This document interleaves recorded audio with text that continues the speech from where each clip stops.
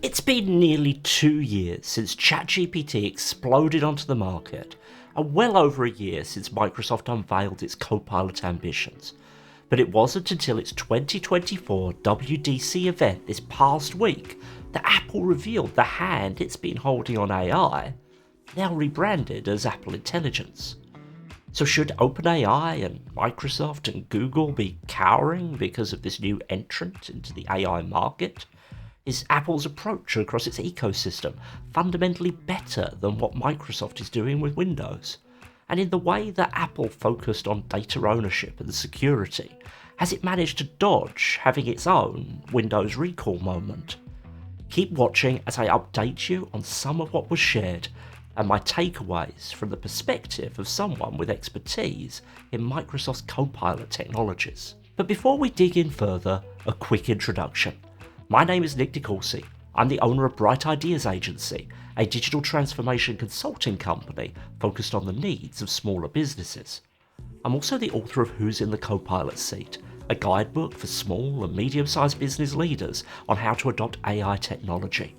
If you're interested in learning more about working with me or getting a copy of my book, there are links below where you can get more information. The WWDC keynote was nearly 2 hours long.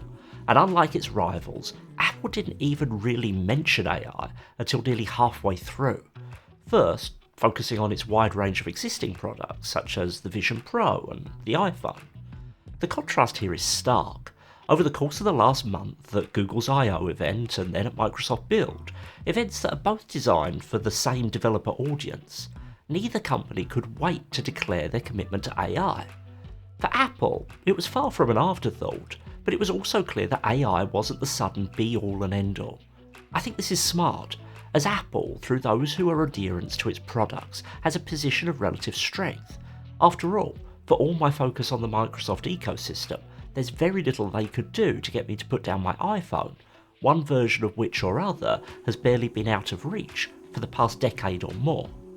But when AI came, it came in spades, focusing on a range of core ecosystem-wide AI features to complement what Apple's tools already do well, and on the unique properties it has as a company that has total vertical integration across hardware, software, and in many cases also the services their users choose to adopt. It's really cool, for example, that Apple's built-in on-device text generation will just turn up anywhere there's a standard text edit field, but this sort of tight alignment of experience is expected from Apple. After all, it is ultimately that which is the product it sells. So instead of just giving you a retelling of what was announced, there are lots of videos on other channels doing that if that's what you're interested in. I want to focus on 2 areas. First, Apple's focus on personal AI and what we should take away from what they told us of this.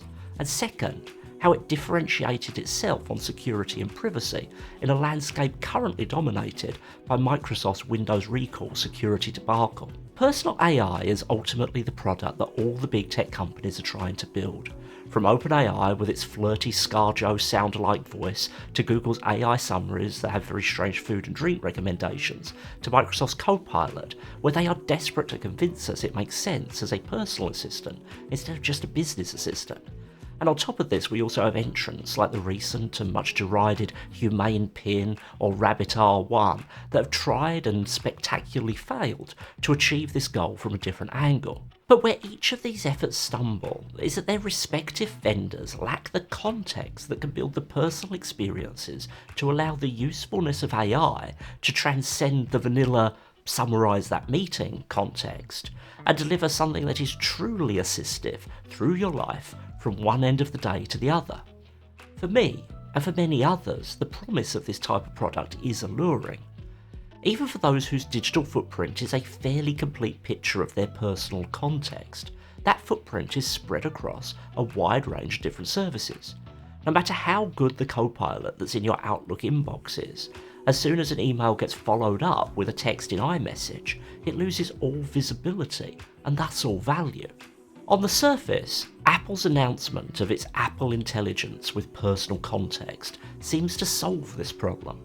But having reviewed the demos and the announcements made, I'm not sure this is really a revolution, more of an evolution of Apple's platform to gain parity with the services already out there.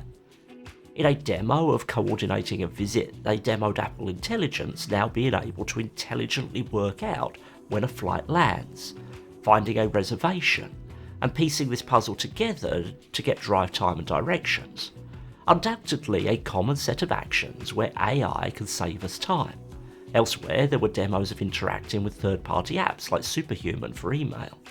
But having now watched exciting AI announcements by dozens of companies, only to be somewhat underwhelmed when getting hands-on with that product, there are certain warning signs in Apple's presentation that suggest for the average user, these capabilities may be more limited at first than they were implying. Before we move on, if you're finding this video useful, it would be great if you'd give it a like to help it get in front of more people.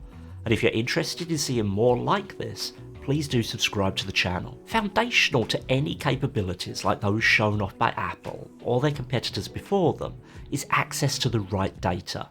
A complete personal context requires complete personal data, and every sliver of data that gets shaved off that complete picture has an outsized impact on the efficacy of the AI tool to provide that dawn to dusk AI assistance that seems to be the holy grail each company is pursuing.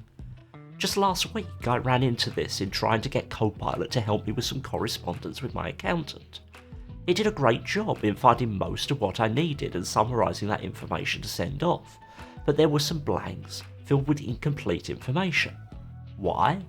I had forgotten that some of the emails dealing with the accountant had come via my wife in the form of a Google share and texts in Apple Messages, and weren't in my OneDrive or Outlook email.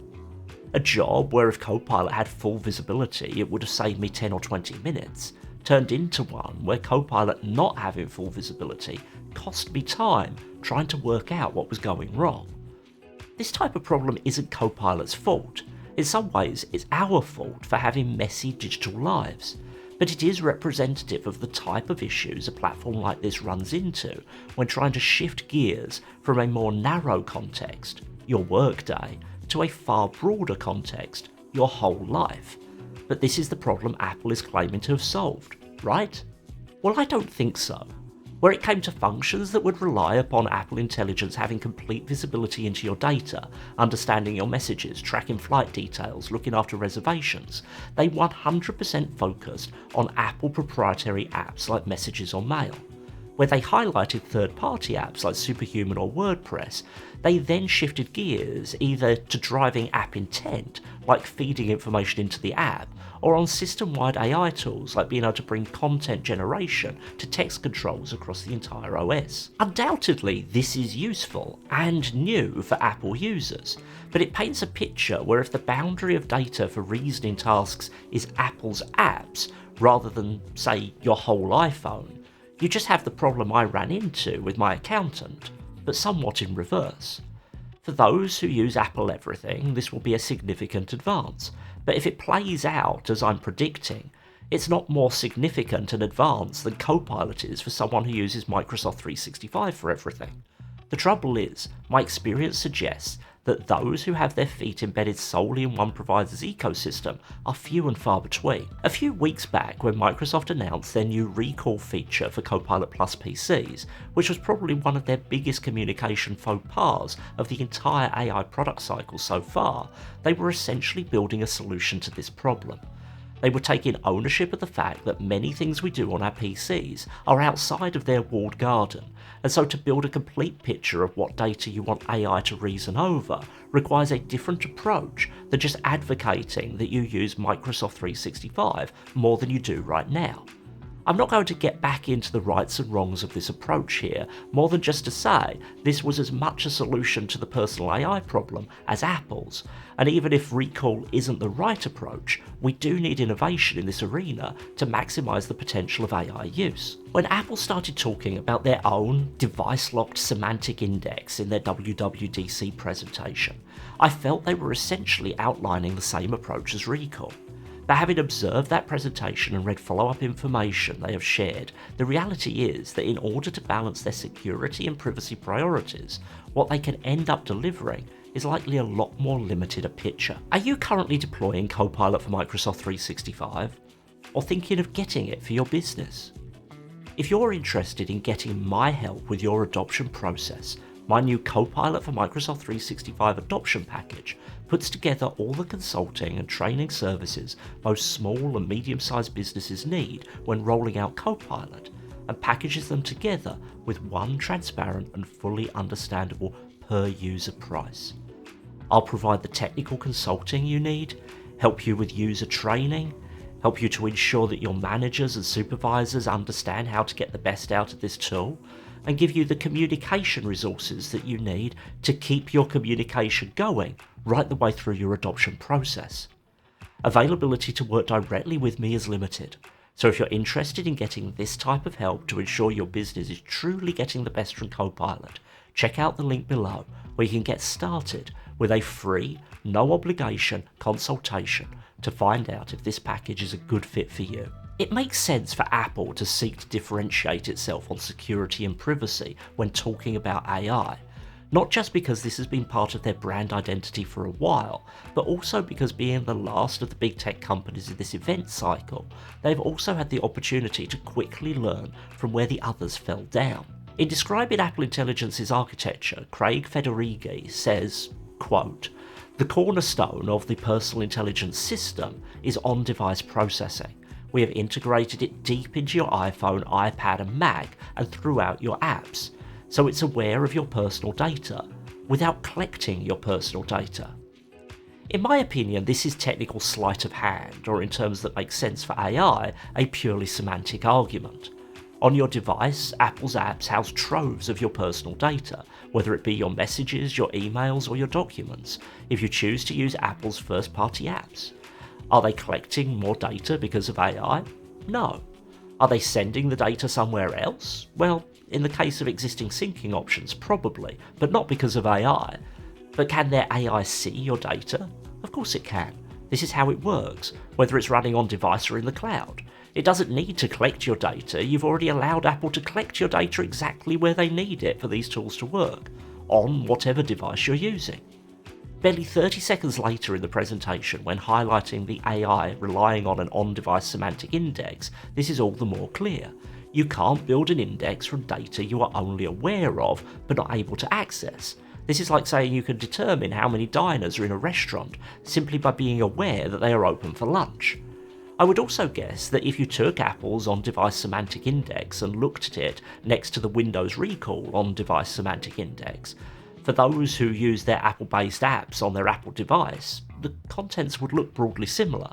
Again, I'm not saying that there's anything wrong with Apple's approach here, but I think that if you use the Gmail app rather than Mail on your iPhone, or you use the Outlook app for your calendar rather than Apple's Calendar app, which is the case for many people who use their phone for both life and business, you're going to be a little out of luck insofar as Apple's personal AI capabilities go when these first come online. What Apple did do well is describe the barrier it puts between on-device processing and processing in the cloud. Microsoft and Google could both learn something from the degree of detail Apple went into about assuring that privacy and no eyes-on access to AI request data is processing. Microsoft at least has similar commitments, but if Apple's verification program works as they are describing, it will set a new standard for assurance. It felt to me similar to the auditing process some VPN providers highlight to assure customers they don't retain their data. However, despite this, I'm not sure that overall Apple's privacy and security claims are as solid as the marketing effort that goes into them. As I've said here before, when it comes to the plethora of AI startups with questionable privacy policies that keep springing up, I think that all the big tech companies are comparatively solid bets when it comes to protecting your security and privacy. Looking at the press this week, it seems to me there is a clear difference in treatment between Microsoft and Apple's privacy credentials when it comes to AI that is significantly more driven by perception than it is by reality. Take CNET's article on these announcements, where they quote IDC analyst Francisco Geronimo as saying, "We all know that Apple doesn't make money from selling our data unlike other players. It's one of the ways to differentiate themselves from their competitors. If we can't trust Apple with all the data, then who can we trust?" But do we all know that, Francisco? We definitely do know that Apple secretly struck a deal with Google worth, by my calculation, about 5% of their total revenue per year to default users of their very expensive devices to using the search tools from a provider that isn't well known as the best custodian of user data. If you're not the robber, but just the person who took a bag full of cash to share the route the armoured truck was going on that day, is this a distinction that is truly that important in the end result? I wonder if we'll ever know what OpenAI had to give up to become the chosen AI provider to Apple. That's right, Apple Intelligence has a limit, after which it recommends you go out to ChatGPT. In choosing OpenAI though, Apple is associating its lifestyle and creator-focused brand with the major target for creators when it comes to lawsuits related to improper use of copyrighted works for training. It seems when it comes to major contracts with third parties, Apple finds it hard to put its money where its mouth is. That said, I do genuinely think Apple's approach is exciting, even if I do imagine that it'll feel more limited hands-on than was implied by their presentations. While nothing Microsoft does is likely to make me put down my iPhone, I do think Apple's work on this could entice me to sync my mail accounts with their mail and calendar apps rather than using the vendor apps instead. I'm never going to use something like a Rabbit R1 or Humane Pin, and no matter how hard it tries, I don't think Microsoft will ever get back to making Windows devices the centre of what we all do. Personal AI either works on our phones or it works nowhere, at least until Elon Musk's Neuralink becomes a mass market product. And for me, the most likely company to work this out is Apple. The question is, can they do so while given an inch on somewhat requiring 100% buy-in to their apps and services ecosystem? Time will tell. Here's one idea for them though. How about giving app developers a break on their App Store fees if they put in place certain capabilities or APIs in their app to allow pertinent data to be placed into Apple's on-device semantic index? This could be a more elegant solution than Windows Recall to achieving exactly the same output while better protecting truly private information. And while taking a hit on App Store revenue might cause Apple a tiny bit of pain, the upside in being the unassailable winner of the AI race might be worth it in the end. The promise of AI for everyone else, as Apple described it, is compelling. So I hope one of these companies works it out soon. What do you think? Has Apple won in this space with what it announced, or is my tempered analysis of their presentation a fairer picture of what is likely to be delivered? Let me know what you think down in the comments. Thanks for watching through to the end. Until the next video, bye bye.